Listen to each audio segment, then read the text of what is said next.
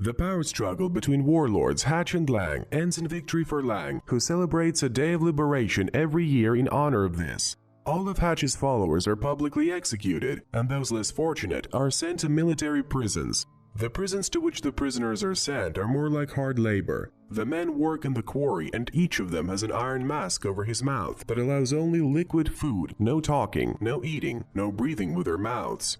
In the center of the quarry, there is a giant meat grinder in which chains are strapped to the legs of the prisoners. One day, the grinder stops and the warden orders Kai to fix it.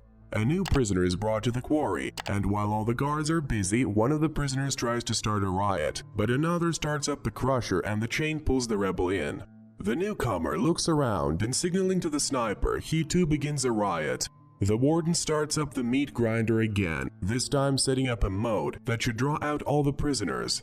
To save himself and his comrades' lives, Kai tries to disable the program, but the chain by the leg pulls him into the millstone. Grabbing a machine gun, the guy tries to shoot the chain off, and when he fails, Kai gets rid of the shackles along with his leg.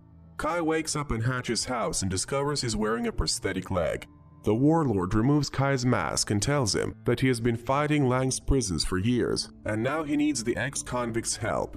He must infiltrate the ship and get information, after which Hatch promises the lad to take him from there so they can go together to New Holland and save Kai's father, whom Lang plans to execute on the day of his release. Once on the ship, Kai taps into the computer and Hatch uses his earpiece to tell him exactly what he needs, whereupon he asks the guy to send him the information without waiting for him to return. As soon as Kai starts sending, something starts happening to the ship. He drops the capsules with the passengers and flies to an unknown planet. The guy wakes up and runs outside, but he immediately has to go back for his helmet. The atmosphere turns out to be toxic. Kai tries to get information from the onboard computer, but the program requires authorization, and the only thing it warns him about is that the oxygen level is dropping rapidly.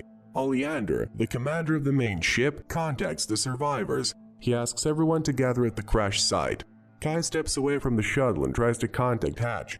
The pilot notices Oleander's body and a capsule from which a young girl is getting out. The guy gives Taryn his mask and carries the girl to the shuttle, not noticing the dead man being dragged under the rocks by some creature. Upon coming to her senses, the girl guesses that the guy was on the ship illegally. The young men go in search of the wreckage, and Taryn notices that the fallen metal is oxidizing rapidly, which means that the toxic atmosphere will eventually corrode human skin. Through his scope, Kai notices a ship, and next to it, he sees a glowing rock with electric shocks running through it. Taryn guesses that Kai is Hatch's mercenary, and she promises to get him a fair trial, assuring the boy that he is mistaken about the warlord. But the boy refuses to fly with the army to Earth to avoid going back to prison. After giving the girl her weapon, Kai leaves. Kai tries to fly away, but Reeves' computer reminds him that he has no authority. Then the pilot tries to find out official information about Hatch, and he only manages to watch a recording of the old man's interrogation in which he admits his crimes against Lang and his desire for a more violent prison. Kai finds Taryn and says he'll try to fly away, but they need to hurry. The escape pods leave the planet in a few minutes. On Taryn's advice, Kai takes off his clothes, so the crew members won't realize he's a saboteur, but it doesn't help. The pair don't make it in time and the pods rise into the sky. While Taryn looks after them, Kyle finds himself in the clutches of an unknown creature, which drags him under the rocks. The girl arrives in the shuttle and removes her helmet, preparing to fall asleep due to the lack of oxygen, but the computer tells Taryn something that makes her struggle. She goes to the rock that Kai recently saw, and next to it turns out to be the guy himself, covered in slime. After dragging him to the shuttle, Taryn discovers that he's no longer susceptible to air toxicity. Kai doesn't remember anything, but he admits to feeling much better. The girl admits that there are no more escape pods, but she has found someone who can lift the shuttle. The pair arrive at the glowing stone, which turns out to be a thin shell around Oleander's body. The commander does not regain consciousness, and Kai scans his retinas with a device so they can take off. The engine starts and the guy is about to take off without Oleander, but Taryn reminds her mate that they used to know each other. When she was a child, Kai served for her father and he would never leave a friend to die. Oleander comes to his senses and starts rambling on about Hatch and a heart to be destroyed. Kai tries to stop the commander, but fails and he shoots Taryn in the helmet, hitting the pilot himself. Kai loses his consciousness and wakes up in the middle of the desert, unclothed and wounded. he finds Terran's skeleton at the scene. Reef tells the boy that he's been gone for 34 days and the shuttle engine is burnt out, which means the boy may not take it back in time for the day of release to save his father. Picking up the debris across the desert, Kai tries to fix the engine. One night he wakes up to strange noises and something strange starts happening to him. But instead of information, the computer asks the pilot to leave the ship. The man runs to the cave and in the darkness he sees a huge jaw. Kai tries to hide, but his body begins to twist and turn into a monster.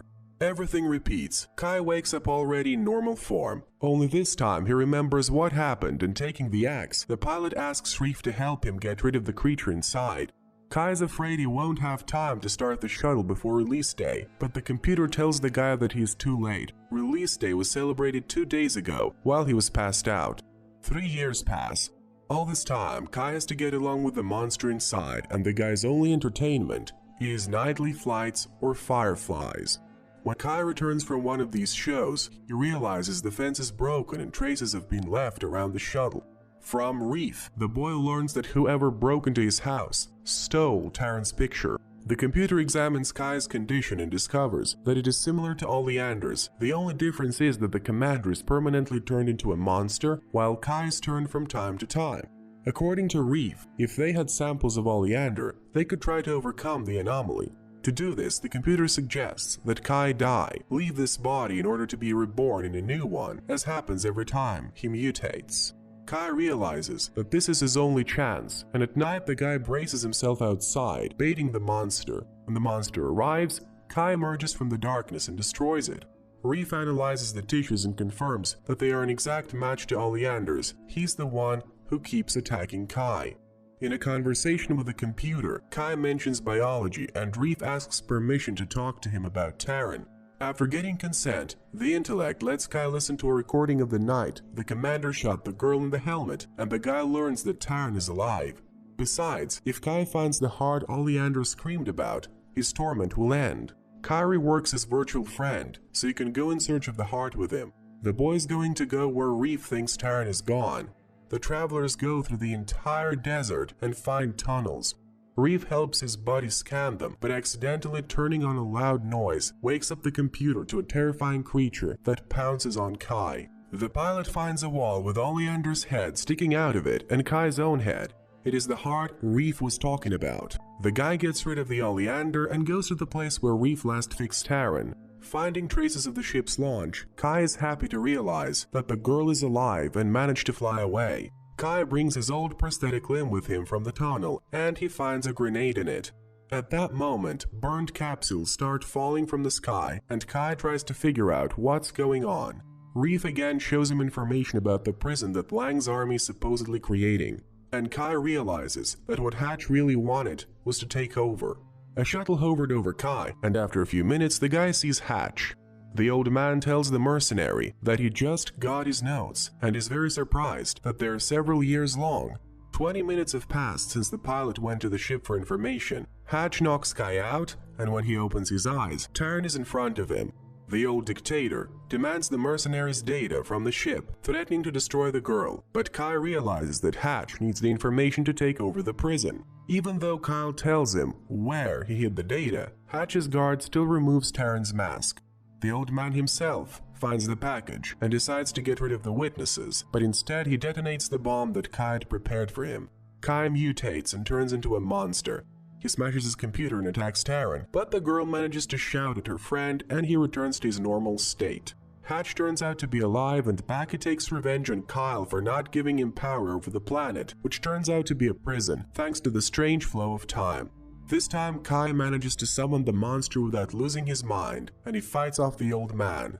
After taking Reef, Kyle and Terran fly to Earth to save the world from the second dictator, Lang, as well, while Hatch remains in place as a mercenary.